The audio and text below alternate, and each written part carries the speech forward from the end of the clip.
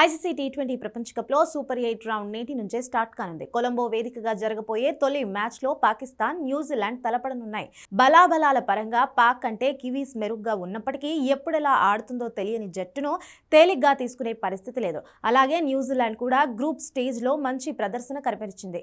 4 మ్యాచ్ల్లోనూ ఒక south Africa చేతిలోనే ఓడిపోయిన కివీస్ యూఏఈ, కెనడా, ఆఫ్ఘనిస్తాన్ జట్లను చిత్తు చేసి సూపర్ 8లోకి ఎంట్రీ ఇచ్చింది. పలువురు ఆల్ రౌండర్లు కివీస్కు ప్రధాన బలం. అలాగే బ్యాటింగ్లో Finn Allen, Tim Seifert, Rachin Ravindra, Glenn Phillips, చాప్మన్లు కీలకం కాబోతున్నారు. అలాగే డారెల్ మిచెల్ శాంట్నర్ పైన అంచనాలు కూడా ఉన్నాయి.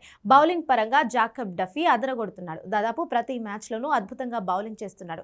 జిమ్మీ నిషమ్, మ్యాట్ హెన్రీ కూడా రాణిస్తున్నారు. మరోవైపు పాకిస్తాన్ చిన్న జట్లపై తలబడుతూ గెలిచే సూపర్ 8లోకి అడుగుపెట్టింది. భారత్ చేతిలో చిత్తుగా ఓడిపోవడం ఒకటే పాక్ను ఇబ్బంది పెట్టిన విషయం. మిగిలిన మ్యాచ్లలో నెదర్లాండ్స్, నమీబియా, యూఎస్ఏలపై గెలిచింది. పాక్ బ్యాటింగ్లో నిలబడలేని మైనస్ పాయింట్. బాబర్ ఆజం పూర్తి స్థాయిలో ఫామ్ అందుకోలేకపోయాడు. అటు ఓపెనర్లు కూడా పెద్దగా రాణించింది లేదు. ఉస్మాన్ ఖాన్, సల్మాన్ అఘా కూడా అంతంత మాత్రంగానే పరుగులు చేస్తున్నారు.